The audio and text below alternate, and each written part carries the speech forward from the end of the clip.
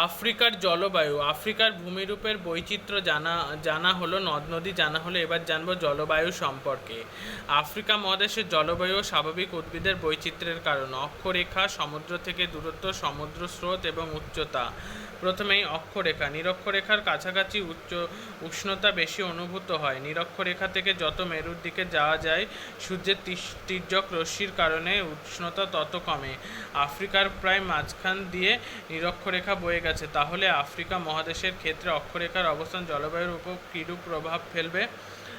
সমুদ্রের পাশে স্থলভূমির উষ্ণতাকে সমুদ্রের বাতাস খুব বাড়াতে না কমতে দেয় না। স্থলভূমি থেকে যত সমুদ্র থেকে দূরে দূরে হয়, সেখানে ঠান্ডা ও গরমের পার্থক্য বাড়ে। আফ্রিকা মহাদেশের সমুদ্র উপকূল এবং উপকূল থেকে দূরে সমুদ্রের প্রভাব কিভাবে পড়বে?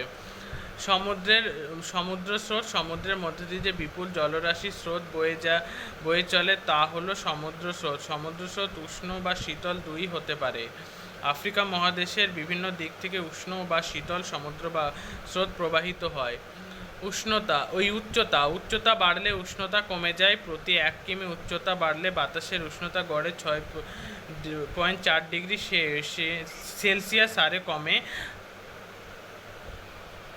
জলবায়ু এবং স্বাভাবিক উদ্ভিদের সম্পর্ক। এখানে আফ্রিকা মহাদেশের জলবায়ু সব জায়গায় সমান না। বিশেষ করে তাপমাত্রা আর বৃষ্টিপাতের ওপর গাছপালা জন্মালে বেড়ে ওঠা নির্ভর করে। তাপমাত্রা, বৃষ্টির পরিমাণ বদলালে গাছপালার ধরন বদলে যায়। তাহলে দেখা যাক আফ্রিকা মহাদেশে কোথায় কেমন গাছপালা জন্মায়। নিরক্ষীয় চিরসবুজ গাছের অরণ্য। নিরক্ষরেখার কাছাকাছি অঞ্চলে সারা বছর গরম। মোট বৃষ্টি পরিমাণ 200 থেকে 250 সেমি। মেহগনি, রোজাউড, এবনি গাছের ঘন জঙ্গল দেখতে পাওয়া যায় এবং চিরসবুজ অরণ্য দেখতে পাওয়া যায়। সাভানা তৃণভূমি। নিরক্ষীয় উত্তরে আর দক্ষিণে বৃষ্টি কমে যেতে থাকে। গরমকালে দৈর্ঘ্য বাড়ে আর বৃষ্টি হয় বছরে 150 সেমির মতো। মরুভূমির দিক থেকে বৃষ্টি কমে 25 সেমির মতো হয়ে যায়।